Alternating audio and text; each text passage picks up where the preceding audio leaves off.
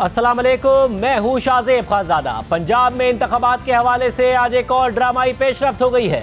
मामला अब एक बार फिर सुप्रीम कोर्ट में ज़ेर समाअत है और अदालत ने कल सियासी जमातों को तलब कर लिया है। वही सियासी जमातें जो बार बार अदालत से इस केस में फरीक बनने की इस्तदा कर रही थी और 3 रुकनी बेंच बार बार ये इस्तदा मुस्तरद कर रहा था। आज फैसला सुनाने के 2 हफ्ते बाद अदालत उन्हीं सियासी जमातों को तलब कर रही है और कह रही है कि अगर ये सियासी जमातें इंतखाबात की तारीख आगे बढ़ाने पर मुत्तफिक हो जाएं तो अदालत गुंजाइश निकाल सकती है। मगर साथ ही अदालत ने हुकूमत के खिलाफ तौहीन अदालत का इशारा भी दे दिया है।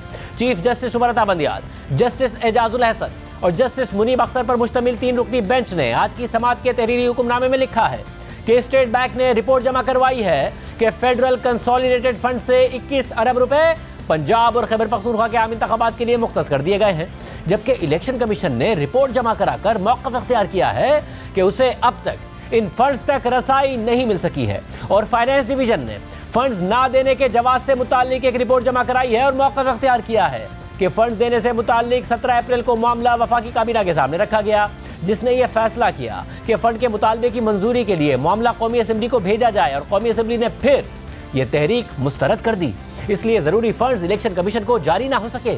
अदालती फैसले के मुताबिक पहला नुक्ता जो नोट किया जाता है वो ये कि फाइनेंस डिवीजन से खुसूसी तौर पर यह सवाल किया गया था और उन्होंने इस बात की तस्दीक भी की थी कि आर्टिकल 84 वफाकी हुकूमत को यह इजाज़त देता है कि वो ऐसे अखराजात के लिए फंड से पैसे हासिल करे जो नई सर्विस से मुताल्लिक हैं और माली साल के दौरान सालाना बजट स्टेटमेंट में उनका जिक्र ना हो, और ऐसे अखराजात के लिए वफाकी हुकूमत सप्लीमेंट्री बजट स्टेटमेंट के जरिए कौमी असम्बली से एक्स पोस्ट फैक्टो मंजूरी लेती है, यानी बाद में मंजूरी लेती है, यानी अखराजात के लिए फंड हासिल करने के बाद कौमी असम्बली से इस मुतालिक मंजूरी ले ली जाती है। इस हवाले से कोई शुबा मौजूद नहीं है कि वफाकी काबीना के अपने पास इलेक्शन अखराजात के लिए 21 अरब रुपए देने की मंजूरी का अख्तियार मौजूद था। अदालती फैसले के मुताबिक हमारी नज़र में अटॉर्नी जनरल ने दुरुस्त तौर पर इस पोजीशन को गलत करार देने की कोशिश नहीं की, मगर मौजूदा केस में किस वजह की बुनियाद पर पहले यह मामला कौमी असम्बली में भेजा गया, इस हवाले से वजाहत होना ज़रूरी थी। अटॉर्नी जनरल का यह मौक़िफ़ है कि गुज़िश्ता दिनों कौमी असम्बली ने करारदाद मंजूर करके फंड्स रिलीज़ ना करने से मुताल्लिक अपनी राय का इजहार किया और यही वो करारदाद थी जिसने शुबहात को जन्म दिया, जिसकी वजह से वफाकी काबीना ने यह मामला पहले कौमी असम्बली को भेज दिया। अदालती सवाल पर अटॉर्नी जनरल का कहना था कि यह करारदाद फंड्स के इजरा या किसी माली इकदामात की खुसूसी दरख्वास्त से मुताल्लिक नहीं थी, इसलिए एहतराम के साथ हम इस बात पर मुतमईन नहीं हैं कि कौमी असम्बली की यह करारदाद अपनी आईनी जिम्मेदारियां पूरी करने के लिए वफाकी हुकूमत के रास्ते में रुकावट बनी। इसलिए फाइनेंस डिवीजन की रिपोर्ट का यह नतीजा कि वफाकी हुकूमत के पास खुद से आम इंतखाबात के लिए फंड्स की मंजूरी देने का आईनी इख्तियार मौजूद नहीं था, इसे तस्लीम नहीं किया जा सकता। और जहाँ तक वफाकी हुकूमत का इस मामले को कौमी असम्बली भिजवाने का फैसला और कौमी असम्बली की तरफ से उसे मुस्तरद करने का मामला है, तो पार्लिमानी निज़ाम जमहूरियत का यह आईनी तकाजा है कि हुकूमत वक्त के पास हर वक्त कौमी असम्बली में अक्सरियत का एतमाद होना चाहिए। और इसका मतलब ये भी है कि वज़ीर आज़म के पास भी अरकान असम्बली की अक्सरियत का एतमाद होना चाहिए और हुकूमत को कौमी असम्बली में तमाम माली इक़दामात से मुतालिक मंजूरी लेने के काबिल होना चाहिए। जब इस मामले को इस पहलू से देखा गया तो फंड्स की मंजूरी की दरख्वास्त को मुस्तरद करने के संगीन आईनी नताइज होंगे।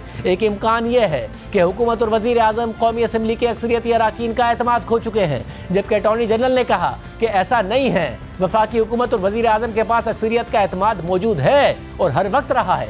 मौजूदा मकासद के लिए हम अटॉर्नी जनरल के इस बयान को तस्लीम करते हैं, जबकि दूसरा इम्कान यह है कि फंड्स देने की मंजूरी से मुताल्लिक जो तहरीक कौमी असम्बली से मुस्तरद की गई, इसे गलत करार दिया जाए और फिर इसके बाद की सूरत हाल को दुरुस्त किया जाए। अटॉर्नी जनरल ने इस बात को तस्लीम किया है और अगर पहला इम्कान सही पोजीशन की अक्कासी करता है तो उसके सख्त आईनी नताइज होंगे, यानी कि यहाँ अदालत वज़ीर आज़म के पार्लियामान में अक्सरियत खोने की बात कर रही है और इसे संगीन करार दे रही है, जबकि आगे अदालत ने कहा है कि अदालती हुक्म को ना मानने और इसकी खिलाफ वर्जी करने के अपने संगीन नताइज होंगे। इसलिए अटॉर्नी जनरल को कहा गया है कि वो वफाकी काबीना और वज़ीर आज़म को इस सूरत हाल से आगाह करें ताकि फौरी तौर पर यह मामला हल हो। अदालत का तकाजा है कि मामले को हल करने वाले इक़दामात 27 अप्रैल तक ले लिए जाएँ, खासतौर पर इस तारीख तक इलेक्शन कमीशन को 21 अरब रुपए के फंड्स तक रसाई मिल जानी चाहिए। अदालती फैसले के मुताबिक वफाकी हुकूमत की तरफ से एक दरख्वास्त दायर की गई और एक रिपोर्ट को रिकॉर्ड पर लाया गया जो सिक्योरिटी सूरत हाल से मुताल्लिक वजारत दिफा ने तैयार की है और इसकी बुनियाद पर अदालत को अपने 4 अप्रैल का फैसला वापस लेने के लिए कहा गया है। इस हवाले से अटॉर्नी जनरल को बता दिया गया है कि ऐसी किसी दरख्वास्त को नहीं सुना जा सकता और ना ही इस हवाले से रिलीफ दिया जा सकता है क्योंकि इस हवाले से हतमी फैसला आ चुका है। साथ ही इलेक्शन कमीशन ने भी एक दरख्वास्त दायर की है और मौक़िफ़ इख्तियार किया है कि 8 अक्टूबर के इलेक्शन की तारीख के फैसले को बहाल किया जाए जिसे अदालत ने मुस्तरद कर दिया था। इलेक्शन कमीशन ने 8 अक्टूबर की तारीख को बहाल करने की बात सिक्योरिटी ग्राउंड्स पर की है जिसमें बेशतर चीज़ें वजारत दिफा की रिपोर्ट में मौजूद हैं। हमारी नज़र में इलेक्शन कमीशन उन मामलात को उठाने की कोशिश कर रहा है जिन्हें अदालत पहले ही सुन चुकी है और उन पर फैसला भी दे चुकी है और उस वक्त इलेक्शन कमीशन के 2 वकीलों को इलेक्शन कमीशन की तरफ से अपने दलाइल देने की इजाज़त भी दी गई थी। दोबारा इन मसाइल और सवालों को खोलने की इजाज़त नहीं होगी जिन पर पहले ही हतमी फैसला आ चुका है, इसलिए इलेक्शन कमीशन की दरख्वास्त काबिल समाअत नहीं और इसे निपटाया जाता है। Chief justice उमरता बदियाल, justice Ijazul Hasan और जस्टिस मुनीब अख्तर पर मुश्तमिल 3 रुकनी बेंच ने 4 अप्रैल को फैसला दिया था कि इलेक्शन कमीशन 14 मई को पंजाब असेंबली के इंतखाबात करवाए और वफाकी हुकूमत 10 अप्रैल तक पंजाब और खैबर पख्तूनख्वा में इंतखाबात के लिए 21 अरब रुपए इलेक्शन कमीशन को फराहम करे। लेकिन वफाकी हुकूमत फंड्स को मामला कौमी असेंबली ले गई और कौमी असेंबली ने फंड्स देने की इजाज़त देने से इनकार कर दिया। फिर 3 रुकनी बेंच ने 14 अप्रैल को स्टेट बैंक को हुक्म दे दिया कि वो इंतखाबात के लिए 21 अरब रुपए बराह रास्त इलेक्शन कमीशन को जारी करे, लेकिन स्टेट बैंक ये मामला वजीर खजाना के पास ले गया। वजारत खजाना वफाकी काबीना के पास ले गई और काबीना दोबारा कौमी असेंबली में ये मामला ले गई और कौमी असेंबली ने 17 अप्रैल को एक बार फिर फंड्स देने की इजाज़त देने से इनकार कर दिया। कल यानी 18 अप्रैल को इलेक्शन कमीशन, स्टेट बैंक और वजारत खजाना ने सुप्रीम कोर्ट में अपनी अपनी रिपोर्ट जमा करवाई, लेकिन उससे पहले 17 अप्रैल को एक और पेशरफ्त भी हुई। सेक्रेटरी दिफा, DGISI और DGMI ने 3 रुकनी बेंच को सिक्योरिटी की सूरत हाल पर तफसीली ब्रीफिंग दी और फिर वजारत दिफा ने सुप्रीम कोर्ट में दरख्वास्त दायर कर दी कि पूरे मुल्क में इलेक्शन एक साथ कराए जाएं। इस दरख्वास्त पर आज ही नंबर लगा और आज ही उसी 3 रुकनी बेंच ने समाअत भी शुरू कर दी। चीफ जस्टिस ने कुरानी आयत से समाअत का आगाज किया और दुआ की कि मौला हमें हिम्मत दे के सही फैसले करें और हमें नेक लोगों में शामिल करें और जब हम चले जाएं तो हमें अच्छे अल्फाज में याद किया जाए। इसके बाद चीफ जस्टिस ने अटॉर्नी जनरल मंसूर उस्मान ऐवान को रोस्ट्रम पर तलब किया और रिमार्क्स दिए कि मामला बहुत लंबा होता जा रहा है, एग्जीक्यूटिव ने अपना काम पार्लियामान को दिया है या नहीं। अगर इंतखाबात के लिए फंड्स फराहम ना किए गए तो शदीद संगीन नताइज आ सकते हैं। जस्टिस मुनीब अख्तर ने सवाल किया कि क्या कभी सप्लीमेंट्री ग्रांट की मंजूरी लेने में हुकूमत को शिकस्त हुई है? पार्लियामेंट के वजीर आजम पर अदम एतमाद के भी नताइज होते हैं। वजारत खजाना की टीम ने बार बार बताया था कि सप्लीमेंट्री ग्रांट की मंजूरी बाद में ली जाती है। वजारत खजाना ने आइन के आर्टिकल 84 का हवाला दिया था। अटॉर्नी जनरल ने जवाब दिया कि साल 2013 में कटौती की तहरीकें मंजूर हो चुकी हैं। मौजूदा केस में ग्रांट जारी करने से पहले मंजूरी लेने के लिए वक्त था। कौमी असेंबली फंड्स के मामले में करारदाद मंजूर कर चुकी थी। जस्टिस मुनीब अख्तर ने फिर सवाल किया कि क्या आपका केस यह है कि हुकूमत जिम्मेदारियों की अदायगी में संजीदा है लेकिन पार्लियामेंट ने मना कर दिया है? वजीर आजम को इंतखाबात के लिए फंड्स की मंजूरी के लिए पार्लियामेंट की अक्सरियत को एतमाद में लेना था। वजीर आजम मुल्क के चीफ एग्जीक्यूटिव हैं, वजीर आजम के पास असेंबली में अक्सरियत होना लाजमी है। अटॉर्नी जनरल साहिब समझने की कोशिश करें, मामला बहुत संजीदा है। इस मरहले पर चीफ जस्टिस ने भी अटॉर्नी जनरल से मुकालबा करते हुए कहा कि आप हमारा नुक्ता नज़र समझ चुके हैं। हम उम्मीद करते हैं कि हुकूमत आईनी अमल के लिए फंड्स की फराहमी पर मज़बूत जवाब देगी। इससे पहले इंतजामी उमूर कौमी असेंबली की कायमा कमेटी को भिजवाने की कोई मिसाल नहीं मिलती। इंतखाबी अखराजात ज़रूरी नोयत के हैं, गैर अहम नहीं हैं। सिक्योरिटी सूरत हाल से मुताल्लिक हमें बताया गया है। इलेक्शन कमीशन को क्यों लगता है कि माजी से अब सूरत हाल बहुत ख़राब है? माजी में दहशतगर्दी के दौरान भी इलेक्शन हुआ, मोहतरमा बेनज़ीर भुट्टो की शहादत के साल भी इंतखाबात हुए थे। कौन गारंटी देगा कि 8 अक्टूबर को हालात पुरअमन होंगे? वजारत दिफा का जवाब तसल्ली बख्श नहीं है। इलेक्शन कमीशन कहता है कि अक्टूबर तक इलेक्शन नहीं हो सकते। इलेक्शन कमीशन ने एक साथ इलेक्शन कराने का भी कहा है। इलेक्शन कमीशन की इस बात पर कई सवाल जन्म लेते हैं। इलेक्शन कमीशन की ऑब्जर्वेशन की बुनियाद सिक्योरिटी की अदम फराहमी है, लेकिन दहशतगर्दी तो मुल्क में 1992 से जारी है। 1987, 1991, 2002, 2008, 2013 और 2018 में इलेक्शन हुए थे। 2013 में भी दहशतगर्दी थी। अब ऐसा क्या मुनफरिद खतरा है जो इलेक्शन नहीं हो सकते? वजारत दिफा ने भी अंदाजा ही लगाया है, हुकूमत महज अंदाजों पर नहीं चल सकती। अटॉर्नी जनरल ने जवाब दिया कि पहले एक साथ तमाम सिक्योरिटी फोर्सेज ने फराइज सर अंजाम दिए थे। अब 2 सूबों में इलेक्शन अलग होंगे। जैसे मुनीब अख्तर ने रिमार्क्स दिए कि गुज़िश्ता साल एक हुकूमत का खात्मा हुआ था, अदालत नोटिस ना लेती तो कौमी असम्बली तहलील हो चुकी होती। सूबाई असम्बलियों के होते हुए कौमी असम्बली के इंतखाबात भी तो होने ही थे। आइन में असम्बली तहलील होने पर इलेक्शन का वक्त मुकर्रर है। चीफ जस्टिस ने रिमार्क्स दिए कि इलेक्शन से मुताल्लिक केस की समाअत 27 मार्च को शुरू हुई। हमें 27 मार्च से मैथमेटिक्स में उलझाया गया। 3-4 का तनासुब और बेंच छोटा बने या बड़ा, इसका मामला लाया गया। बेंच टूटे और सियासी जमातों ने कार्रवाई का बॉयकॉट किया। उस वक्त हमें ये सब वजूहात नहीं बताई गई। अटॉर्नी जनरल साहिब, आपके तवस्सुस से डीजी मिलिट्री ऑपरेशंस ने हमें ब्रीफिंग दी। डीजी ISI और सेक्रेटरी दिफा भी ब्रीफिंग में मौजूद थे। अस्करी हुकाम की ब्रीफिंग बहुत ज़बरदस्त थी। ब्रीफिंग से पता चला कि असल सूरत हाल क्या है। जब केस चल रहा था तब कोई हमें ब्रीफिंग देने ना आया। सुप्रीम कोर्ट फैसला दे चुकी, इसके बाद ब्रीफिंग दी गई। अब केस का फैसला आ चुका है, अब पीछे नहीं हट सकते, अब आगे बढ़ना है। चीफ जस्टिस ने आज ये रिमार्क्स दिए हैं, जबकि 1 अप्रैल की समाअत में अटॉर्नी जनरल ने इंतखाबात के लिए सिक्योरिटी के मामले पर इन चैम्बर समाअत की इस्तदा की थी, तो ये इस्तदा अदालत ने मंजूर नहीं की थी और चीफ जस्टिस ने इस पर रिमार्क्स दिए थे कि हमें सील्ड रिपोर्ट्स दे दें, हम पढ़ लेंगे। हम सिर्फ फौज की बात नहीं कर रहे हैं, मुसल्लह फौज में एयरफोर्स और नेवी भी शामिल है। अगर हमारी फौज हसास जगहों पर तैनात है तो हमें इन 2 अफवाज के बारे में भी बताया जाए। अगर पाक आर्मी की नफरी मसरूफ है तो दीगर सर्विसेज से एहलकार लिए जा सकते हैं। इलेक्शन में ड्यूटी के लिए जंगजू फौजी नहीं चाहिए। फौज में हर यूनिट या शोबा जंग के लिए नहीं होता। रिटायर्ड आर्मी जवान भी सिक्योरिटी दे सकते हैं, पैरामिलिट्री फोर्सेस भी सिक्योरिटी दे सकती हैं जो वजारत दाखिला के मातहत हैं। वैसे बता दें कि इलेक्शन कमीशन के लिए कितनी सिक्योरिटी चाहिए। जो कुछ हसास चीजें हैं उनको इन चैम्बर सुन लेंगे। उसी समाअत में चीफ जस्टिस ने सेक्रेटरी दिफा lieutenant general retired Hamidur Rahman से सवाल किया था कि क्या आपके पास रिटायर्ड जवान बुलाने का कोई तरीकाकार है।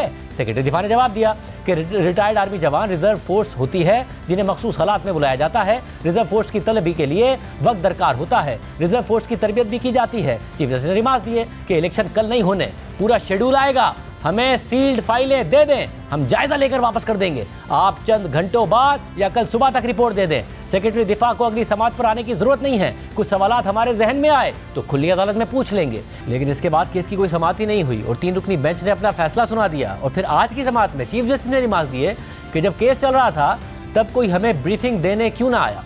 सुप्रीम कोर्ट फैसला दे चुकी, इसके बाद ब्रीफिंग दे दी गई। इसके अलावा आज की समाअत में अटॉर्नी जनरल ने सियासी जमातों के मुज़ाकरात तक अदालत से मोहलत मांग ली और कहा कि कोशिश कर रहे हैं कि मुल्क में सियासी डायलॉग शुरू हो। तमाम सियासी जमातें मुज़ाकरात पर आमादा हो रही हैं।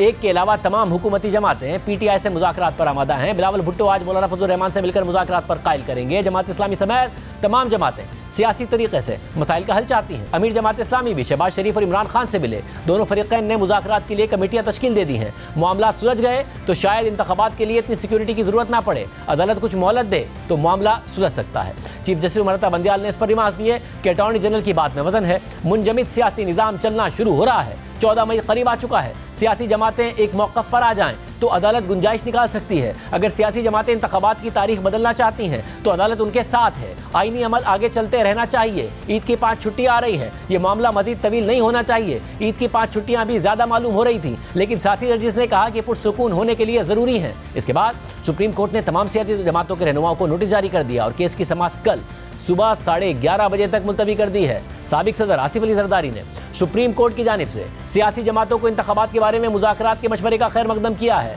जबकि तहरीक इंसाफ के रहनुमा फवाद चौधरी का कहना है कि हम तो पहले दिन से ही मुज़ाकरात का कह रहे हैं। इस्टेब्लिशमेंट को भी बैठना चाहिए, सबको एक साथ बैठकर इलेक्शन के रूल्स ऑफ द गेम्स तय करने चाहिए। इसके अलावा बिलावल भुट्टो जरदारी ने मौलाना फजल रहमान को तहरीक इंसाफ से मुज़ाकरात पर कायल करने के लिए DI खान में मौलाना फजल रहमान के आबाई गाँव पहुंचकर उनसे मुलाकात की है। एक तरफ अदालत ने इलेक्शन का मामला सियासी जमातों की तरफ भेज दिया है तो दूसरी तरफ से तहरीक इंसाफ निगरान हुकूमत की मुद्दत का मामला सुप्रीम कोर्ट ले गई है। सब पर बात करेंगे। सबसे पहले बात करेंगे वज़ीर आज़म से मुलाकात करने वाले, इमरान खान से मुलाकात करने वाले, मुज़ाकरात की दावत देने वाले और मामला आगे बढ़ाने वाले अमीर जमात इस्लामी सिराजुल हक साहब हमारे साथ मौजूद हैं। सिराजुल हक साहब, बहुत शुक्रिया मुझे ज्वाइन करने के लिए। साहब, क्योंकि आप दोनों फरीक़ैन से मिले हैं, वज़ीर आज़म से भी मुलाकात की, इमरान खान से भी मुलाकात की, जब आज अदालत भी दरमियानी रास्ते के लिए तैयार है, दोनों मुलाकातों के बाद आपको कोई दरमियानी रास्ते की उम्मीद लगती है कि इमरान खान साहब भी फ्लेक्सिबल हो ज़रा आगे जाने के लिए 14 मई से और वज़ीर आज़म शहबाज शरीफ भी फ्लेक्सिबल हो ज़रा पीछे आने के लिए अक्टूबर से? बिस्मिल्लाहिर्रहमानिर्रहीम। एक तो अगर सुप्रीम कोर्ट यही काम उस वक़्त ही करते जब उन्होंने सोमोटो एक्शन लिया तो बहुत ही अच्छा होता। अगर सुप्रीम कोर्ट फुल कोर्ट का इजलास बुलाते और फैसला देते तो और भी अच्छा होता, लेकिन बहरहाल वो वक़्त तो गुजर गया। अब भी यही एक रास्ता है कि सियासी जमातों के दरमियान इलेक्शन डेट पे डायलॉग हो, और मेरा ये ख्याल है कि रास्ता मौजूद है।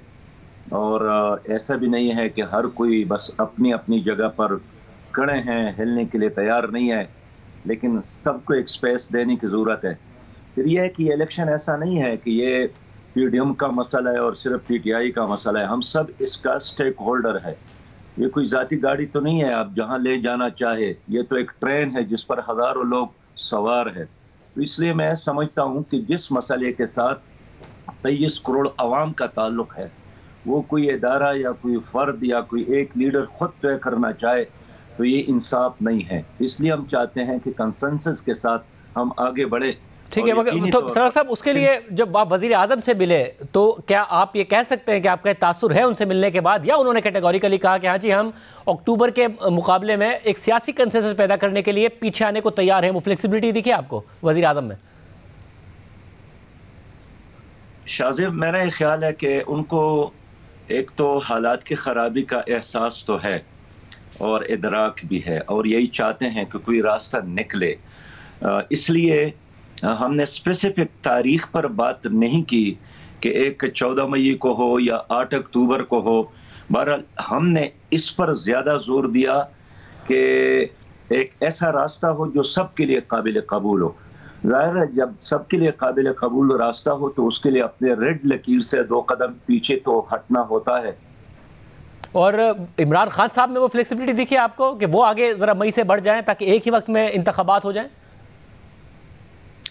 इमरान खान साहब का वफद जब मंसूरा असद उमर साहब आए थे अपनी टीम के साथ, तो उसके साथ भी हमने यही बात की, और उस टीम का मौक़िफ़ तो यही था कि हमारी पार्टी का अपना एक मौक़िफ़ है, लेकिन इस हमारी तजवीज़ में उसको खासा लाजिक नज़र आई। फिर इमरान खान साहब से हमारी मुलाकात हो गई, उसके साथ हमने तफसील से बात की, यहाँ तक कि अगर हम किसी एक चीज़ पर मुत्तफ़िक़ नहीं हो जाते हैं तो ये इलेक्शन भी नसीब नहीं होगा, और मादी को देखकर यानी वही वाक़यात दोबारा दोहराए जा सकते हैं, 77 का भी, 97 का भी, और इससे आगे और पीछे का भी। इसलिए उन्होंने इसको मुनासिब समझा कि हाँ बातचीत हो जाए। और लेकिन पहले मरहले में उन्होंने जमात इस्लामी के साथ बातचीत के लिए एक कमेटी का वो कर लिया कि ये हमारे 3 आदमी, फिर उन्होंने नोटिफाई भी किया कि आप लोगों के साथ राबिते में रहेंगे, और अच्छा है कि अगर कोई रास्ता इस तरह बनती है।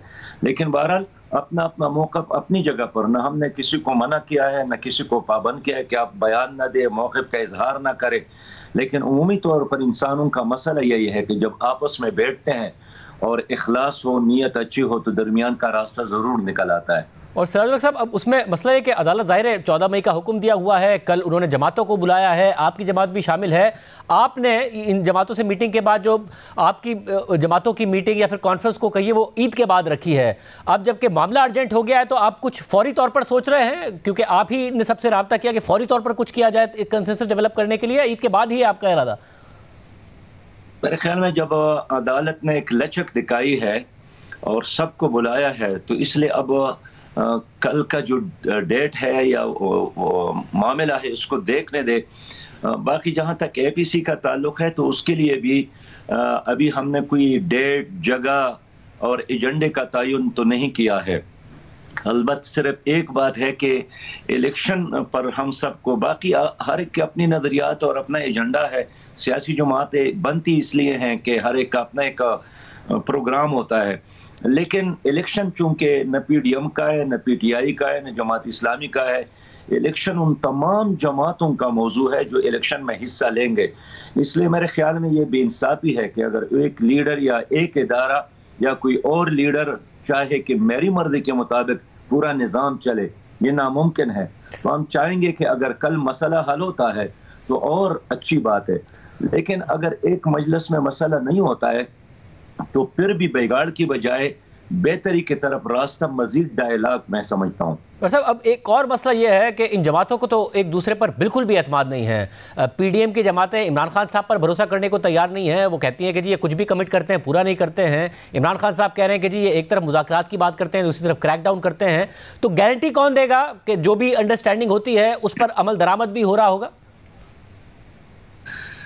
देखिए, आपकी बात बिल्कुल वजह है कि जो जहरीली पोलराइजेशन है और सियासत बिल्कुल ज़ाती दुश्मनी में तब्दील हो गई है और दलील की बुनियाद पर गाली गलोच ही रोज़ाना आप सुनते हैं, पार्लियामेंट में भी और उसके बाहर भी। तो ऐसे में आपका ये क्वेश्चन बिल्कुल बजा है, लेकिन इसके हल यही है कि हम कोई लंबा चौड़ा एजेंडे के बजाय और जुजियात में जाने की बजाय, जो कि बहुत सारी जुजियात मौजूद है, बहुत ज़्यादा ऐसे सवालात मौजूद है कि अच्छा फिर इसका क्या होगा, फिर इसका क्या होगा, लेकिन उन सब को हम एक तरफ छोड़ेंगे और एक लफ्ज़ हम ले लें कि इलेक्शन और उसका डेट।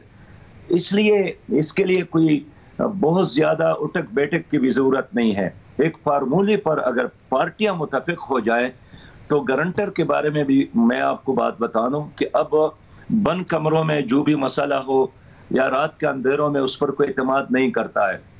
बहुत सारे लोग बात करते हैं कि कौन गारंटर होगा। यहाँ तक एक सरकारी पार्टी के आदमी ने कहा है कि क्यों न सबको लेकर सऊदी अरब जाएं और हरम में बैठकर मुआहिदा करें।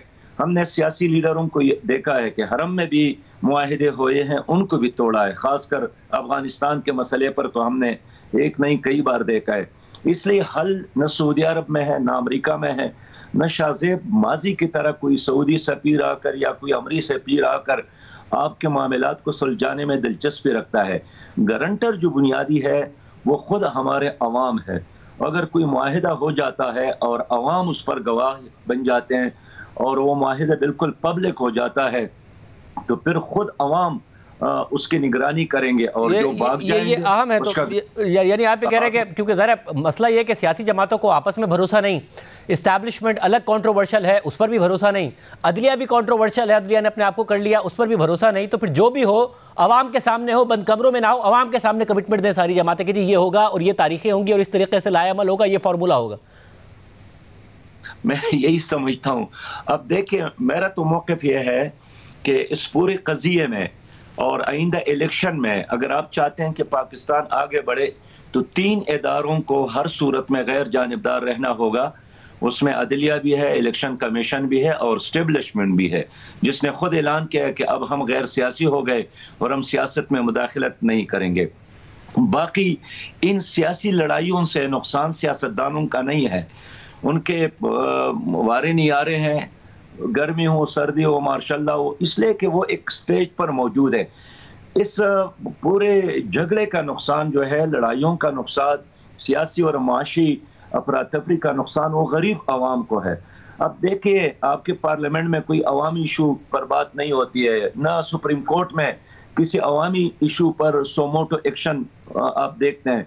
100% इस वक्त पार्टियों के दरमियान जो मुफादात की लड़ाई है उसमें सारे इदारे इन्वॉल्व हो गए हैं।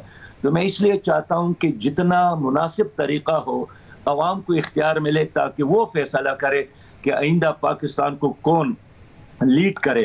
तो ये तब मुमकिन है कि हम सियासी लीडर आपस में बैठकर अवाम को वो अपॉर्चुनिटी दे दे कि आप लोग अब फैसला करें। लेकिन आपका ये सवाल कि गारंटर कौन होगा, फिर भी मैं यही कहूंगा कि 23 करोड़ अवाम अगर मुआहिदा हो जाता है, इत्तिफाक हो जाता है, उसके गारंटर होंगे, उस पर गवाह होंगे, वो उसके वारिस होंगे। बहुत शुक्रिया सिराजुल हक साहब की गुफ्तगू आपने सुनी।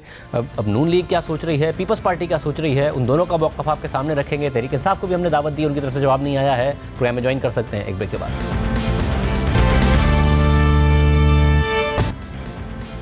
अदालती फैसला आ चुका है, 27 अप्रैल तक का टाइम है। दूसरा ऑप्शन मुज़ाकरात का दिया है। हमारे साथ वज़ीर दाखिला सनाउल्लाह साहब मौजूद हैं। साहब बहुत शुक्रिया। राना साहब, अदालत का फैसला आ गया और अदालत ने वाज़े कर दिया कि वफाकी काबीना के अपने पास इलेक्शन अखराजात के लिए 21 अरब रुपए देने की मंजूरी का इख्तियार मौजूद था। यानी मामला पार्लियामान में नहीं ले जाना, इख्तियार मौजूद है। 27 अप्रैल तक की तारीख दी है कि जो मामलात बेतरतीब हो गए हैं उन इकदामात को दुरुस्त करें और इलेक्शन कमीशन को 21 अरब रुपए के फंड्स तक रसाई मिलनी चाहिए। यानी जो जो कंटेम्प्ट का रास्ता आप लोगों ने बंद किया था पार्लियामेंट की आड़ लेके, वो रास्ता अदालत ने दोबारा खोल दिया है और स्ट्रेट अहकामात हुकूमत को दिए हैं। दूसरा रास्ता ये कि जी मुज़ाकरात के जरिए सियासी जमातें मसला हल करें और कोई तारीख तय कर लें। तो आप ये कंटेम्प्ट के रास्ते पे जाएंगे या फिर सियासी जमातों के साथ मुज़ाकरात करके मामला हल करेंगे? देखिए, पहले रास्ते पे तो मैं यकीन नहीं रखता कि पहले रास्ते से मुतल्लक जो अदालत की ऑब्ज़र्वेशन है वो आइनी तौर पे और कानूनी तौर पे या जो रूल्स ऑफ बिज़नेस हैं हाउस के और कैबिनेट के, उनसे मुताबिकत रखती है। लेकिन क्योंकि दूसरा रास्ता जो है वो खुश आइन है, तो इसलिए मैं इसके ऊपर कोई ज़्यादा तबसरा नहीं करता।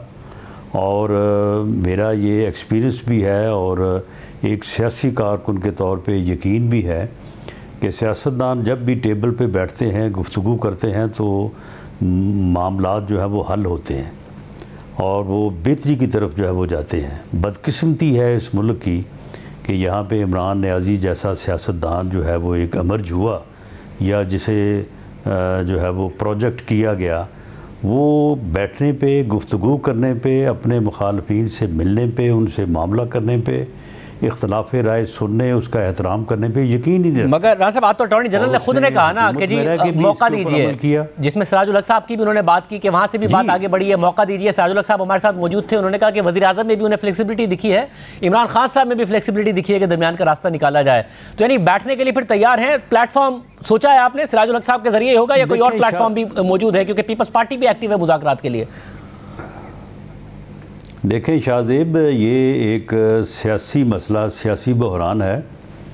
ये सियासी तरीके से ही हल होगा, ये किसी अदालती फ़ैसले के ज़रिए से जो है ये हल नहीं हो सकेगा, बल्कि उससे हो सकता है कि इसमें मज़ीद उलझाव आए।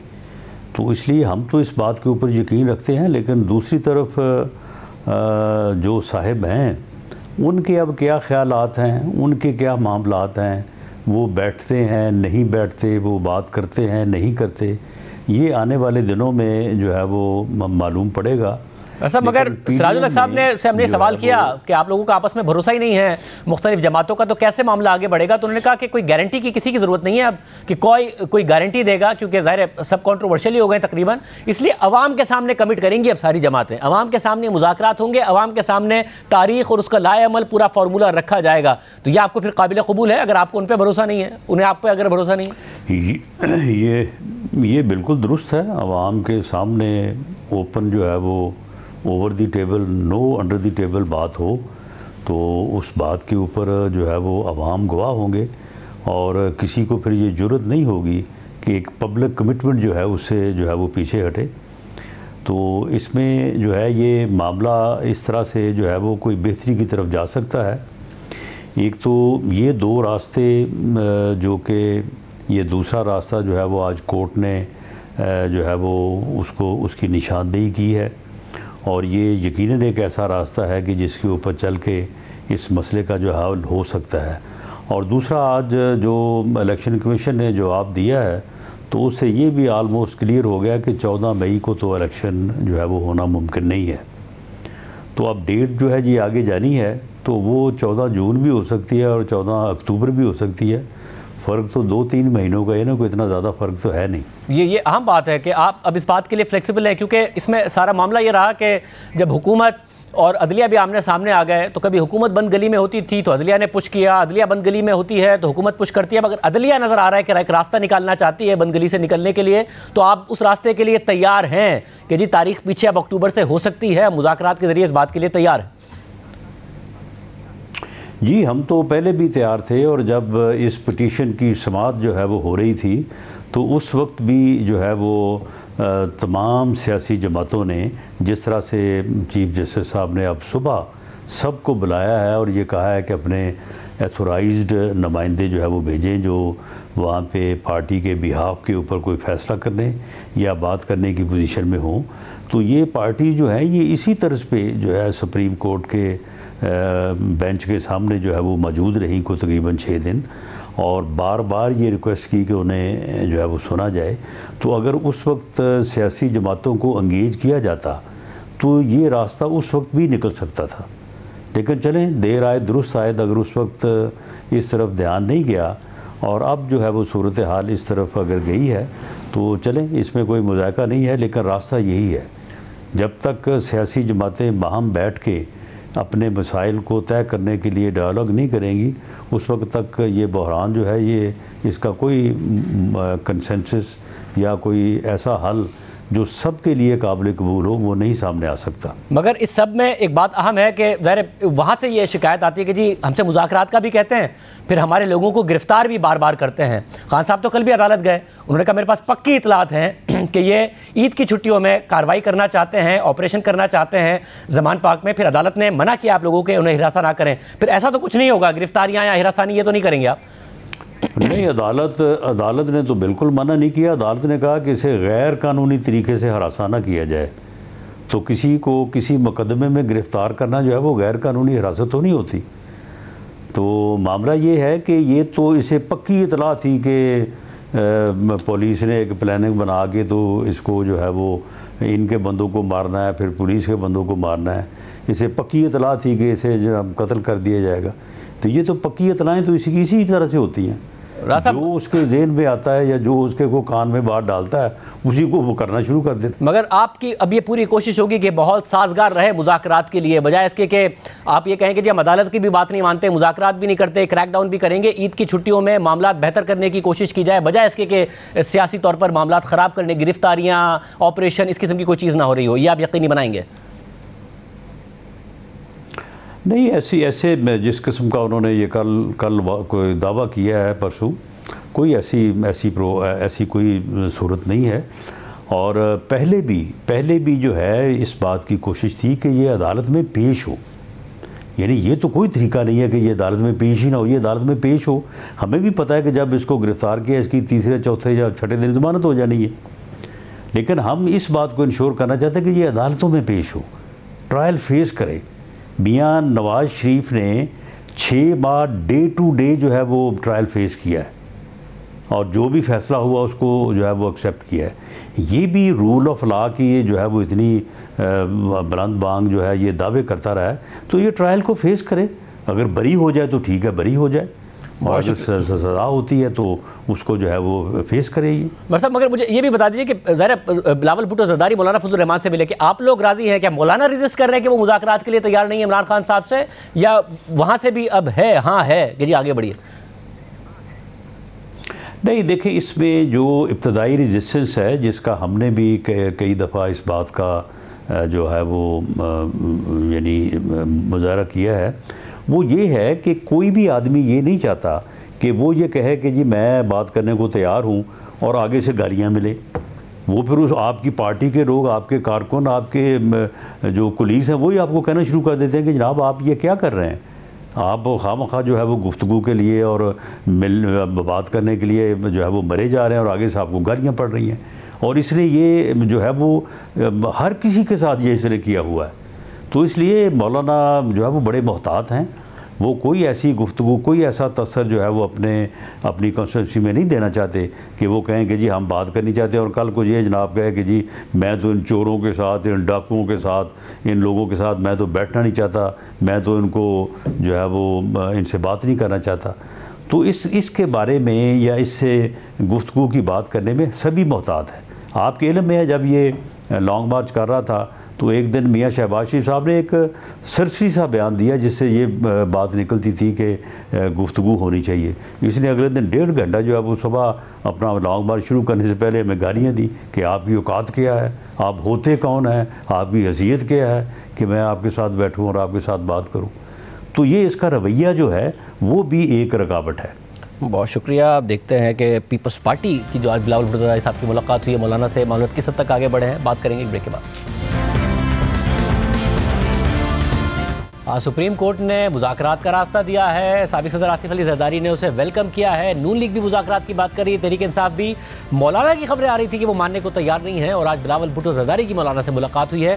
फैसल करीम कुंडी साहब भी उनके साथ मौजूद थे, सीनियर रहनुमा पीपल्स पार्टी के। कुंडी साहब, क्या मना लिया बिलावल भुट्टो ज़रदारी साहब ने मौलाना साहब को और अब बात मुज़ाकरात की तरफ बढ़ रही है आगे? बिस्मिल्लाहिर्रहमानिर्रहीम। देखें, मौलाना साहब के बिल्कुल जनवन तहफ़्फ़ुज़ात पहले भी थे और आज भी थे, लेकिन हमारी पूरी कोशिश है कि हम डायलॉग के ज़रिए बातचीत हो। बिल्कुल मौलाना साहब की बात अपनी जगह पे बिल्कुल दुरुस्त थी, लेकिन हम इंशाल्लाह भरपूर उम्मीद है कि इंशाल्लाह ताला जो है वो हम अपने इत्यादी जमातों सारों को मनाएंगे और हम डायलॉग्स करेंगे। और क्या बात थी उनकी जो दुरुस्त थी, जिसके बावजूद आपको उम्मीद है कि वो मान जाएंगे? देखिए शादिर साहब, आप देखें कि पिछले 9 साल से खासकर खैबर पख्तूनख्वा में आप देखें कि जिस तरीके से पोलराइजेशन हुई है और जिस तरीके से पॉलिटिकल पार्टीज के हेड्स को और बाकी लीडरों को टारगेट किया गया, चाहे वो सोशल मीडिया पे है चाहे जिस चीज़ पे है, तो उसके बाद मतलब है कि आमने सामने बैठना या डायलॉग्स करना, मतलब है कि हमारी खैबर पख्तूनख्वा में भी रिवाजात हैं, चीज़ें हैं। और आप अगर एक दूसरे को, अगर हम आज मतलब है कि कल हम गालियाँ निकाल रहे हैं और आज एक दूसरे के सामने कैसे मतलब है कि वो बैठ सकते हैं, लेकिन सियासत में हमेशा ही कहा जाता है कि इतने तक न जाएंगे ताकि आप डायलॉग्स या टेबल पे क्रॉस टेबल किसी के साथ आंखें न मिला सकें। तो ये चीज़ें होती। तो अदालत ने ज़ाहिर दरमियानी रास्ते की बात की है और जरदारी साहब ने भी कहा था कि अक्टूबर के मामले में पीछे हटा जा सकता है। नून लीग भी आपके ख्याल में मान जाएगी, मौलाना भी, और कोई ना कोई दरमियान की तारीख आ जाएगी जिसमें अदालत भी मान जाए, सारे स्टेक होल्डर्स भी मान जाए, सियासी दर्जा भी नीचे आ जाए, इलेक्शन भी हो जाए? देखिए, प्रेसिडेंट जरदारी साहब ने कहा है कि जब ये डायलॉग्स होंगे तो उसके बाद बातचीत हो सके। हमने तो पहले दिन कहा था, जब अदम एतमाद हुआ था, हमने बिलावल साहब ने यही कहा था कि हम जो है वो इलेक्टोरल रिफॉर्म्स करते हैं, उसके बाद इलेक्शन में जाते हैं। तो इन्होंने कहा था नहीं, हमें जो स्क्रिप्ट दिया गया है हम लॉन्ग मार्च और शॉर्ट मार्च करेंगे और जलसे करेंगे, असम्बलियां तोड़ेंगे, इस्तीफे देंगे, पता नहीं क्या कुछ करेंगे। और आज जब वो बंद गली में आगे भी कहते हैं कि नहीं, अभी हम आके हमारे साथ मज़ाकरात करें, हमें वापस पार्लियामेंट में भी ले जाएं, हमें लीडर ऑफ द अपोजिशन भी दें, हमें एनआरओ भी दें, हमारे सारे केसेस खत्म करें। भाई आपकी जो करतूत है वो तो हम खत्म नहीं कर सकते, उनके ऊपर आप केसेस हैं, कोई पॉलिटिकल विक्टिमाइजेशन तो नहीं हो रही है जो आपके ऊपर है। हमें भी यही कहते थे ना कि आप जाके अदालतों से रिलीफ लें। हमने भी 2-2 साल और 3-3 साल अदालतों से जाकर उसके बाद हमें रिलीफ मिला और हमने लिया, हमने अदालतों से अपनी बेलें करवाई। और आज ये कह रहे हैं कि नहीं, हमें एनआरओ दे दें और हमें जो है सारे केस खत्म करें, फिर मैं बैठूंगा। लेकिन जरदारी साहब ने ये बात भी की थी कि सबको जो है ना प्राइम मिनिस्टर हाउस या प्राइम मिनिस्टर के पास आना पड़ेगा और गैर मशरूत जो है हम जो है डायलॉग्स करेंगे, 1 पॉइंट एजेंडे पे नहीं करेंगे। वैसे मगर फिर प्लेटफॉर्म क्या होगा इन मुज़ाकरात का, अगर ये बात आगे बढ़ेगी? कोई गारंटी बीच में क्या होगी? जमात इस्लामी भी ज़ाहिर मुज़ाकरात के लिए आगे बढ़ रही है, वो कॉन्फ्रेंस करना चाहते हैं, वो प्लेटफॉर्म होगा? आप कोई नया प्लेटफॉर्म क्रिएट करेंगे? बीच में गारंटी किसकी होगी कि दोनों स्टेक होल्डर्स को आपस में एतमाद हो? देखें, माजी में भी अगर आप देखें, जब हम अपोजिशन में थे तो एपीसी या नेशनल सिक्योरिटी की इजलास होते, एपीसी तो नहीं थे, नेशनल सिक्योरिटी इजलास होते थे, मुल्क की सलामती के लिए डायलॉग की इजाजत थे, तो प्राइम मिनिस्टर चूज करता था कि यार पार्लियामेंट में होना चाहिए या प्राइम मिनिस्टर हाउस में होना चाहिए। हम तो चले जाते थे, लेकिन इमरान खान साहब अपने ही घर में जो है वो नाराज होकर बैठ जाते कि मैंने नहीं आना। लिहाजा जो है इस वक्त chief minister of the country जो है वो शहबाज शरीफ साहब प्राइम मिनिस्टर हैं, तो डेफिनेटली वो बताएंगे हमने पार्लियामेंट में बैठना है, प्राइम मिनिस्टर हाउस में बैठना है, जिधर भी बैठना है उधर। बिल्कुल जमात इस्लामी की भी अपनी एक फोरम उन्होंने बनाए हुए और वो भी कोशिशें कर रहे हैं, लेकिन उससे पहले आपको याद होगा पाकिस्तान पीपल्स पार्टी ने अपनी कमेटी बनाई थी और हमने ये अपने इत्तेहादी जमातों के साथ बातचीत शुरू की थी। ANP भी अगले महीने एक ऑल पार्टीज कॉन्फ्रेंस पेशावर में और इस्लामाबाद में बुलाने जा रही है, तो मुख्तलिफ सिविल सोसाइटी भी इस पर काम कर रही है। तो लिहाजा हम समझते हैं कि पॉलिटिकल पार्टीज को आपस में बैठकर इन मसले का हल निकालना चाहिए। बहुत शुक्रिया। देखते हैं अदालत कल क्या हुक्म जारी करती है। इजाज़त दीजिए, अल्लाह हाफ़िज़।